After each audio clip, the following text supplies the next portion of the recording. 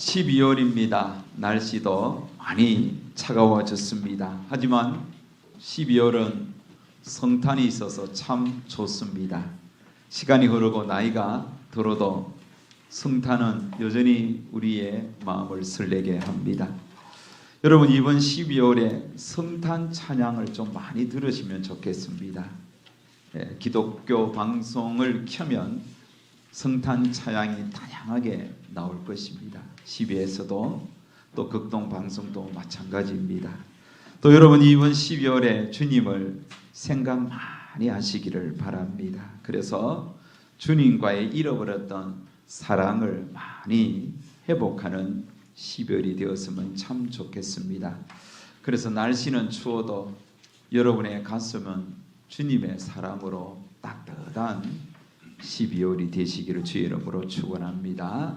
그런 의미에서 우리 서로 한번 인사합시다. 주님 때문에 행복하십시오. 다시 한번 더 주님 때문에 감사하십시다. 네. 12월의 설교 주제는 광고 시간에도 말씀드렸듯이 믿음의 사람이 됨으로 얻게 되는 유익입니다. 여러분, 믿음의 사람이 되셨습니까? 누가 뭐래도 나는 믿는 사람이다, 나는 성도다 라고 자신 있게 말할 수 있겠습니까? 여러분이 믿음으로써, 하나님을 믿는 믿음을 가짐으로써 어떤 유익이 있습니까? 이번 달도 지난달과 같은 고린도전서가 본문입니다. 고린도전서를 통하여 고린도 교회의 문제점과 그 문제점을 해결하는 그 방식, 해결하는 과정을 보면서 믿음의 사람이 어떻게 살아야 할지를 배워야 할 것입니다. 또한 믿음의 사람이 갖게 되는 유익이 뭔지 깨닫게 될 것입니다. 오늘 본문이 등장하는 고린도전서 11장에는 성찬식에 대한 이야기가 나옵니다. 우리 교회도 지난 주일에 성찬식을 거행했습니다. 우리 교회는 사실 성찬식을 자주 하는 편이 아닙니다. 제 친구 중에 성공회 신부님이 한 분 계십니다. 성공회는 거의 매주 성찬식을 거행한다고 합니다.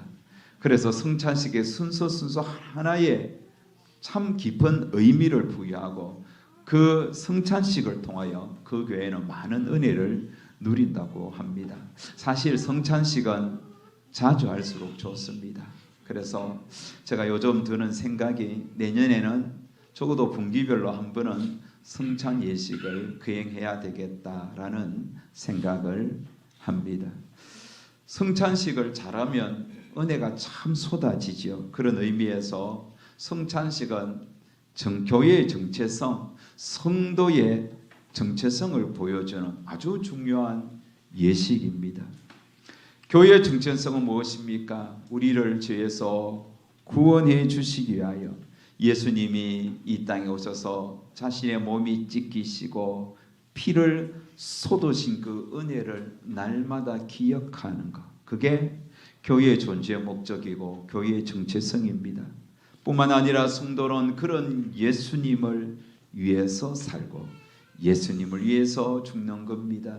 찬송가 338장의 그 가사처럼 숨질 때 되도록 늘 찬송하면서 주님께 더 가까이 나아가는, 그래서 마지막 내 인생의 순간이 온다 할지라도 주님을 생각하고 또 생각할 수 있는 성도, 그게 바로 우리는 성도의 존재 목적이고 정체성이라 할 것입니다. 그게 성찬식의 의미잖아요. 또한 성찬식의 의미를 가장 잘 많이 드러내는 것이 바로 교회인 것입니다. 그런데 당시 고린도 교회는 이런 예수님의 구속의 은혜와 사랑을 보여주는 이런 교회의 정체성, 또 성도의 정체성을 보여주지 못했습니다. 도리어 성찬식을 통하여 교회 안에 갈등만 증폭이 되었습니다. 가난한 자와 또 부자, 있는 자와 없는 자의 갈등만 키워졌다는 겁니다. 당시 고린도 교회는 우리 교회처럼 이런 건물을 가진 교회는 아니었습니다. 성도들 중에 좀 넓은 집이 있는 그곳이 교회였습니다. 그래서 그 넓은 집에 성도들이 함께 모였던 겁니다. 일종의 가정 예배입니다. 초대교회 성찬식은 매주일 저녁에 모여서 저녁 겸 식사 겸 성찬식을 겸했던 겁니다.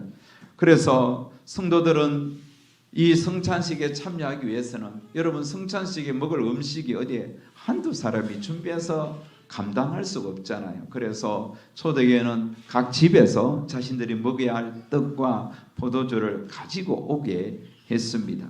자, 그래서 부자들은 질 좋고 많은 양을 가지고 성찬 예식에 참여했고, 가난한 자들은 또 가난하니까 가져올 음식이 없었습니다. 가져올 포도주도 없었습니다. 그래서 빈손으로 오는 이들도 많았습니다.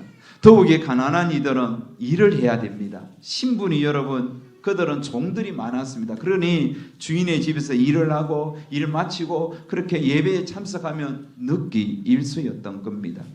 그런데 문제가 발생했습니다. 성찬식을 위해서 먼저 온 부자들이 자신들이 가지고 온 그 음식을 자기들끼리 나누어 배불리 먹었습니다. 또 포도주도 자기들끼리 마셨습니다.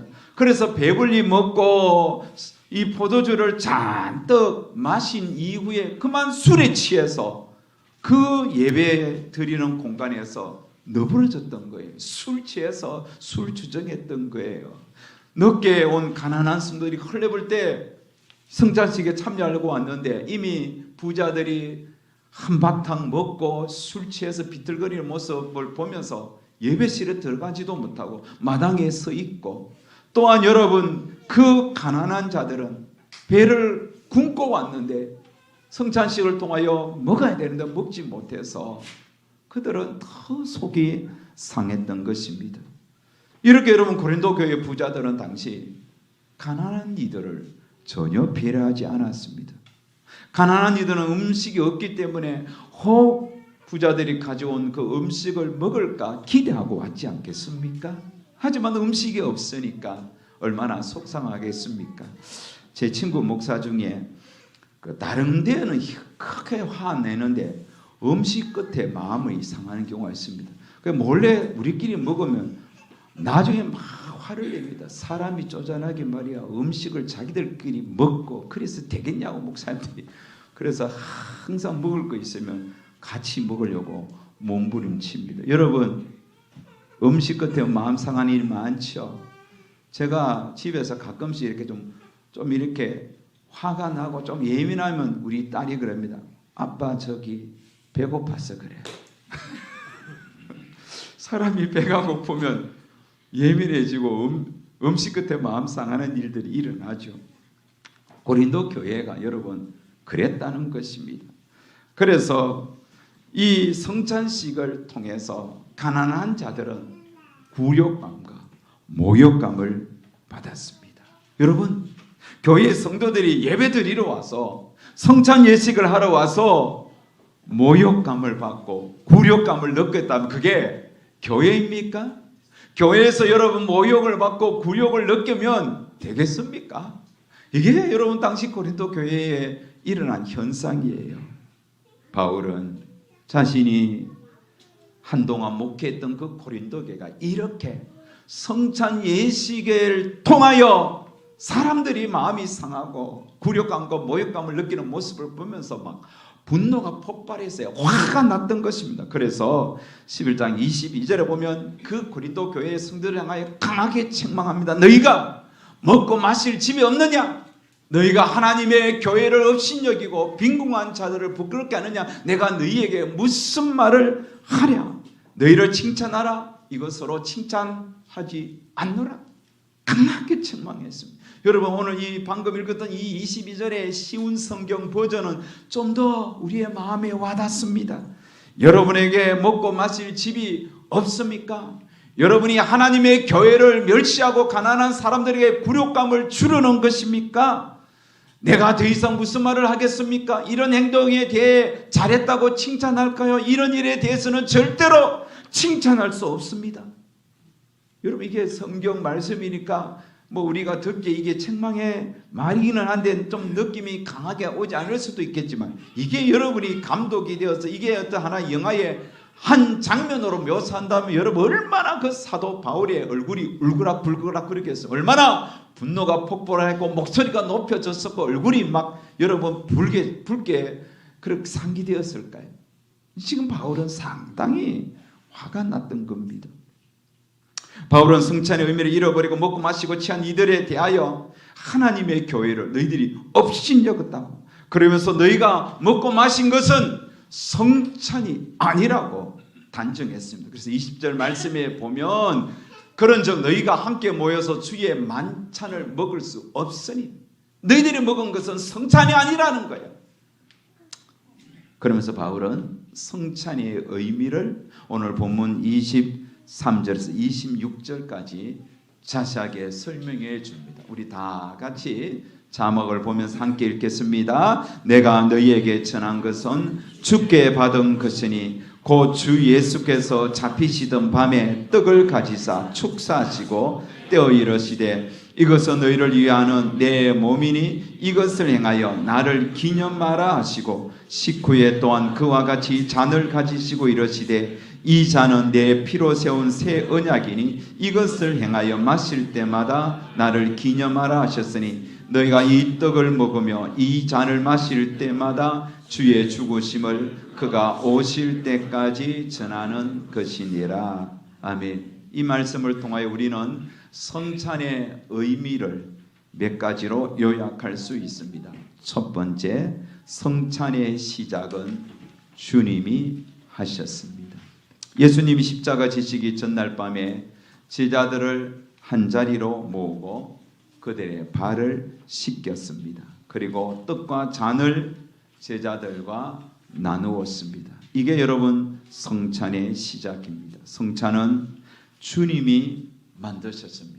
주님이 만드신 이 성찬을 지금까지 우리는 행하고 있습니다. 여러분 기독교 역사 2000년이 흘러오는 동안 성찬식은 계속 흘러왔습니다. 여러분 우리가 지난주에 행한 이 성찬식이 2000년의 역사가 이어져 온 것이라는 거예요. 얼마나 여러분 감격스럽습니까? 그렇습니다. 성찬의 시작은 주님이 하셨습니다.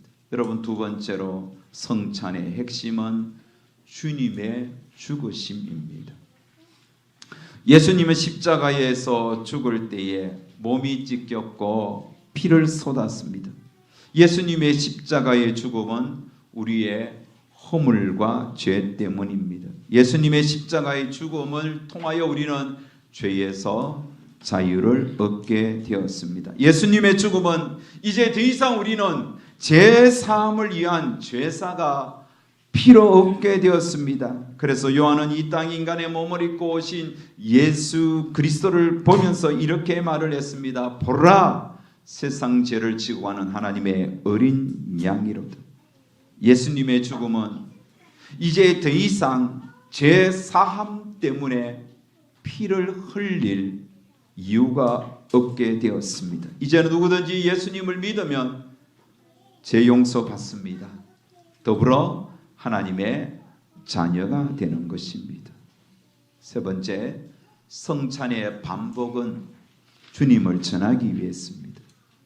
속죄를 위한 예수님의 죽음은 단 한 번으로 완벽하게 성취되었습니다. 구약에서 반복되었던 희생 제물의 죽음은 더 이상 반복할 필요가 없습니다. 하지만 여러분, 성찬은 반복되어야 됩니다. 왜요? 성찬을 통하여 주님을 전하기 위해서입니다. 성찬을 반복해야 하는 이유는 주 예수 그리스도의 십자가의 죽으심, 피를 흘리심의 의미를 또 그 결과를 알지 못하는 이들에게 전하기 위해서 성찬은 반복되어야 되는 겁니다. 그래서 오늘 본문 11장 26절에 보면 너희가 이 떡을 먹으며 이 잔을 마실 때마다 주의 죽으심을 그가 오실 때까지 전하는 것이니라. 보십시오. 마실 때마다 반복하는 거예요. 반복. 무엇을? 무슨 이유 때문에? 주의 죽으심을 그가 다시 오시는 그 재림의 날까지 전하기 위해서 반복하라는 말씀입니다. 성찬의 의미는 이렇게 분명합니다. 그리고 매우 중요합니다. 성찬의 시작은 주님이 하셨고, 성찬의 핵심은 주님의 죽으심이고, 성찬의 반복은 주님을 전하기 위해서 계속 이루어져야 합니다. 이렇게 중요한 의미를 그래도 교회가 의미를 알지도 못했고, 이 의미를 그 성찬식에 이렇게 부여하지도 못했습니다. 고린도 교회는 너무나 하찮게 가볍게 성찬을 대했습니다. 그리고 그 성찬의 의미를 알지 못하고 대했으니 성찬 자체가 오히려 가난한 자 또 부자의 관계를 틀어지게 하고 간격을 벌어지게 했고, 그 사이에 갈등의 폭을 증폭시켰으니 그게 바로 죄를 지었던 겁니다. 합당치 않게 성찬을 먹고 마셨습니다. 오늘 우리는 이 고린도 교회의 문제점을 보면서 오늘 우리는 어떻게 성찬을 대해야 하는지 우리 자신을 돌아봐야 되겠습니다. 지금까지 많은 시간 동안 성찬을 대했지만 오늘 정말 성찬의 의미를 제대로 좀 깨닫고 앞으로 성찬이 찾아올 때마다, 성찬을 대할 때마다 우리가 하나님께서 원하시는 바른 모습으로 성찬을 대해야 되겠습니다. 그러면 우리는 성찬을 통하여 어떤 자세로 성찬에 참여해야 되겠습니까? 두 가지로 말씀드립니다. 첫 번째로, 성찬은 합당하게 대해야 하겠습니다. 본문 27절 29절에 보면, 그러므로 누구든지 주의 떡이나 잔을 합당하지 않게 먹고 마시는 자는 주의 몸과 피에 대하여 죄를 짓는 것이니라. 사람이 자기를 살피고 그 후에야 이 떡을 먹고 이 잔을 마실지니 주의 몸을 분별하지 못하고 먹고 마시는 자는 자기의 죄를 먹고 마시는 것이니라. 여러분, 고린도 교회 성도들이 성찬을 합당하지 않게 대했다고 책망했습니다. 그러면 무엇이 합당하지 않게 대한 것일까요? 그것은 여러분 다른 게 아닙니다. 회개하지 않고 성찬을 대하면서 회개하지 않는 모습으로 대했다는 말입니다. 성찬을 대할 때마다 주님은 말씀했습니다. 자기를 살피라는 거예요. 자신의 죄를 살피라는 거예요. 그래서 성찬을 대할 때마다 자기의 죄를 돌아보고 회개하는 마음으로 성찬을 대해야 합니다. 옛날에 목사님들은 성찬식을 대할 때마다 성찬식을 거행하면서 이렇게 멘트했습니다. 마음에 그리끼는 죄가 있는 분들은 성찬에 참여하지 마십시오. 그래서 어떤 성도들은 성찬식에 참여하지 않았습니다. 어떤 목사님은 자기가 돌아보니까 내가 너무 그리끼는 죄가 많아서 성찬을 나는 참여할 수 없다. 아니, 담임 목사가 성찬식을 거행하시는 목사님이 나는 죄가 많아서 성찬에 참여할 수 없다라고 하니까 아무도 참여하지 않는 거예요. 장로님도 못하고 권사님도 못하고 그런 일도 일어납니다. 그런데 오늘 우리가 말씀을 자세하게 보면 이런 식의 적용은 잘못됐다는 것을 발견할 겁니다. 도리어 여러분, 마음에 그리끼는 죄가 많은 사람일수록 성찬에 더 적극적으로 참여해야 됩니다. 성찬에 참여하면서 그 포도주를 받으면서 아이고, 내 이런 못된 죄들 때문에 예수님이 십자가에 돌아가셨구나 라고 회개하면서 마시는 거죠. 예수님의 그 몸을 기억하면서 빵을 받아 먹으면서 나의 죄 때문에, 나의 이 그리끼는 죄 때문에 예수님이 저렇게 몸이 찢겼었구나 그러면서 회개하면서 성찬을 대해야 하는 거예요. 이게 여러분 옳은 모습이에요. 그래서 그리끼는 죄가 많으면 많을수록 더 적극적으로 참여하면서 그 그리끼는 죄를 성찬식 하면서 회개하고 털어내야 하는 것이 맞습니다. 성찬식을 대할 때마다 저는 생각나는 한 분이 있습니다. 제가 신림동 왕성교회에서 부목사로 사역할 때에 저를 참 좋아했던 권사님이 한 분 계십니다. 사실 한 분이 아니고 많습니다. 많은데 유독 그분이 저를 참 좋아했습니다. 그분은 매일 십자수 기도원에 올라가면서 기도하시면서 인생 후반을 사셨던 분입니다. 그런데 어느 해 가을에 성찬식을 거행하는데 그분이 앉은 그 자리가 공교롭게도 제가 담당 장과 떡을 이렇게 그들에게 가서 나눠주는 그런 자리였던 겁니다. 그런데 제가 성찬잔을 들고 떡을 들고 그곳으로 가는데 그 권사님은 그렇게 몸을 부들부들 떨면서 우는 거예요. 우리 교회처럼 성찬식을 받기 전에 떡과 잔을 받기 전에 자리에 다 일어나서 찬양을 부르면서 기도하면서 기다리는데 제가 그분 앞에 이렇게 가면서 보니까 유독 몸을 떨면서 그렇게 우는 거예요. 그러면서 잔을 받을 때도 손을 떨고 떡을 받으면서도 손을 떨고 그러면서 눈물을 뚝뚝 흘리는 모습을 보았습니다. 저는 생각했습니다. 우리 권사님이 참 회개를 지금 회개하고 있구나. 회개하면서 그 떡과 잔을 받으시구나. 저는 여러분 성찬식을 대할 때마다 그분의 그 모습이 잊혀지지가 않는 거예요. 그래서 성찬식을 다 마치고 제가 기도원에 올라갈 때 권사님이 또 옆에 타신 거죠. 제가 물어봤습니다. 권사님 왜 지난번 성찬식 때 왜 그렇게 몸을 떨고 왜 그렇게 울었습니까? 그때 권사님은 말씀했습니다. 목사님, 이번 성찬식이 내 인생의 마지막 성찬이 될 것 같습니다. 하나님 앞에 서기 전에 더 깨끗하고 더 정결하게 서기 위하여 회개하며 눈물을 흘렸습니다. 그렇게 눈물이 났습니다. 그리고는 정말로 봄이 오기 전에 다음 부활절 성찬식 오기 전에 그분은 하나님께 부름을 받았어요. 저는 그분의 장례식에 참여하면서 그분의 그 모습이 계속 생각났던 겁니다. 여러분, 성찬식은 죄가 많을수록 거리끼는 죄가 더 많을수록 더 적극적으로 참여하셔야 됩니다. 그래서 그 성찬식을 통하여 나의 모든 죄를 다 씻어내야 됩니다. 주님의 보혈로 다 씻어내야 되는 겁니다. 예수님은 성찬을 제자들과 나누시면서 이렇게 말씀했습니다. 마태복음 28장 26장 28절에 보면 이것은 죄 사함을 얻게 하려고 많은 사람을 위하여 흘리는 바 나의 피 곧 언약의 피니라. 성찬을 모독한 죄는 성찬을 모독했던 고린도 교회의 성도들은 하나님으로부터 여러분 징계를 받았습니다. 자신을 살피지 않고 회개하면서 성찬에 대한 것이 아니라 오히려 성찬을 통하여 더 많은 죄를 지었고 더 많은 이들을 실족하게 했던 고린도 교회의 성도들은 하나님으로부터 책망을 받았습니다. 그래서 어떤 이는 질병에 걸렸고요. 어떤 이는 죽음을 맞이했습니다.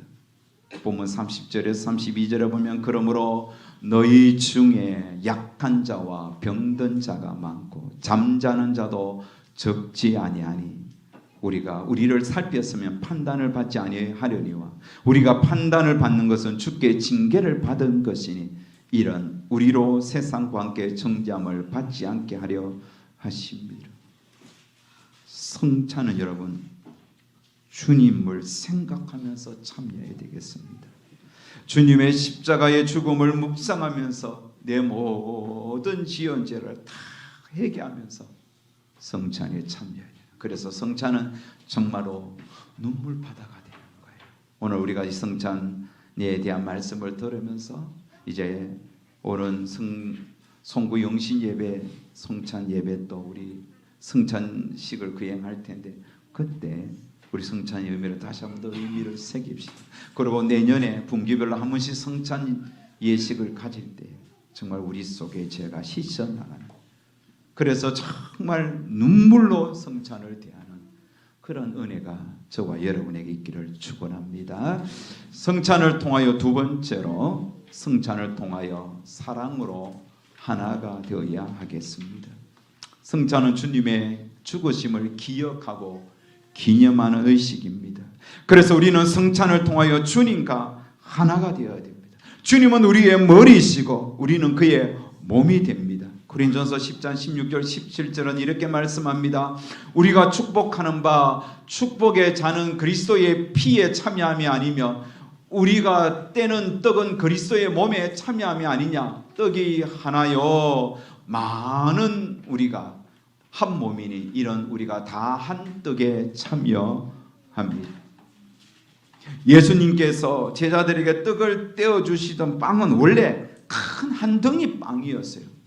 한 덩이의 빵을 제자들에게 나눠주면서 내 몸이른다 이렇게 말씀했어요. 그래서 여러분 성찬은 주님의 몸을 우리가 대하는 거예요.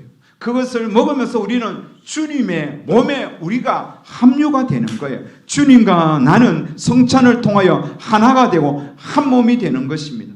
그래서 예수님과 한 몸 된 자는 예수님을 닮아가야 되고 예수님이 보이신 사랑을 우리도 보이면서 살아야 됩니다. 예수님처럼 마음을 다하고 뜻을 다하고 힘을 다하고 목숨을 다하여 하나님을 사랑하고 예수님이 이웃을 향하여 자신을 주신 같이 우리도 이웃과 서로 하나가 되어 서로 섬기고 높여야 하는 겁니다. 고린도 교회의 성도들이 성찬의 의미를 정말 제대로 깨달았다면 음식을 먹지 않고 기다려야지. 그 배고픈 가난한 이들을 기다리면서 오면 오히려 그들에게 더 많이 주면서 자신보다 타인을 생각해야 되는 겁니다. 그리고 여러분 자신의 것을 나누어 줘야 하는 거였죠. 바울은 로마교회 편지를 쓰면서 성찬의 의미까지도 이렇게 소개했습니다. 로마서 15장 1절 2절에 보면 믿음이 강한 우리는 마땅히 믿음이 약한 자의 약점을 담당하고 자기를 기쁘게 하지 아니할 것이라. 우리 각 사람은 이웃을 기쁘게 하되 선을 이루고 덕을 세우도록 할지니라. 믿음이 강한 자는 약한 자를 생각해요. 성찬도 마찬가지. 성찬은 믿음이 강한 자가 약한 자를 생각하면서 그들을 사랑하겠다고 다짐하는 의식입니다. 로마서 15장 5절 6절에도 이어서 말씀합니다. 이제 인내와 위로의 하나님이 너희로 그리스도 예수를 본받아 서로 뜻이 같게 하여 주사 한 마음과 한 입으로 하나님 곧 우리 주 예수 그리스도의 아버지께 영광을 돌리게 하려 하십니다. 여기 보면 마음을 같이 하고 한 입과 한 마음으로, 이게 여러분 성찬의 의미입니다. 한 마음으로 가지고 한 입으로 가지고 주님을 높이고, 그래서 성찬은 서로 사랑으로 하나 되는 겁니다. 성찬을 통하여 떡을 떼는 자, 잔을 나눈 자, 우리 모두는 그리스도의 사랑으로 하나가 된 몸입니다. 그래서 여러분 성찬식에 참여하면서 누군가를 미워하면서 성찬식에 참여하면 그것은 하나됨을 깨는 것이잖아요. 누군가를 향하여 미워하고 누군가를 향하여 분노하면서 성찬을 대하면 그거는 하나님 앞에 죄 짓는 거예요.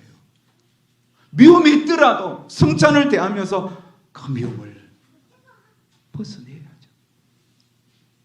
내 교회 같은 성도들 안에 마음에 들지 않는 사람이 있다 할지라도 성찬식을 대하면서 그런 마음에 들지 않는 그 미움의 감정들이 사라져야 돼요.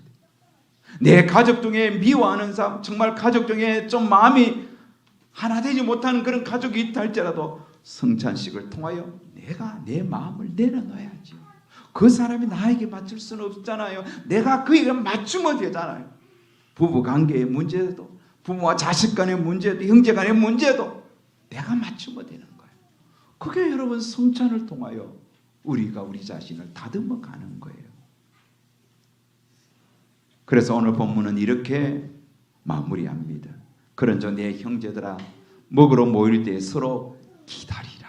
만일 누구든지 시장하던 집에서 먹을지니 이런 너희의 모임이 판단받는 모임이 되지 않게 하려 함이라. 그 밖의 일들은 내가 언제든지 갈 때 바로 잡으리라. 기다려주라. 그러면서 하나가 되라는 겁니다. 사랑하는 성도인 여러분, 12월이 시작되었고 12월은 주님의 오심을 기억하는 달이 되어야 합니다. 주님이 왜 오셨습니까? 우리의 모든 죄를 용서하시기 위해서 자신의 몸이 찢기고 피를 흘리기 위해서 왔습니다.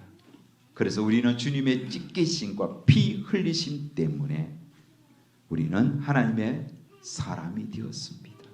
하나님의 사람은 예수님의 십자가의 죽음의 참 의미를 항상 기억하고 그 사랑을 전하고 베풀면서 살아가는 자입니다. 더불어 교회 공동체 안에 있는 우리 모두는 예수님의 사랑으로 하나가 되어야 되겠습니다. 그러기 위해서는 아무도 미워하지 마십시오. 아무도 정죄하지 마십시오. 아무도 판단하지 마십시오. 우리는 이미 사랑을 받았습니다. 예수님의 사랑이 우리 속에 임했습니다. 예수님의 사랑을 받은 자는 더 이상 아무도 미워하지 않고 아무도 정죄하지 않고 아무도 판단하지 않습니다. 대신에 나보다 남을 먼저 생각합니다. 나보다 남을 높입니다. 나보다 남을 챙깁니다. 나보다 남을 먼저 품는 자들입니다. 이게 사랑이에요. 이게 성찬의 의미예요. 이 수준 높은 사랑을 실천하면서 주님 오실 그날까지 우리 모두 사랑으로 하나 되어 잘 달려가시기를 주의 이름으로 축복합니다. 아멘.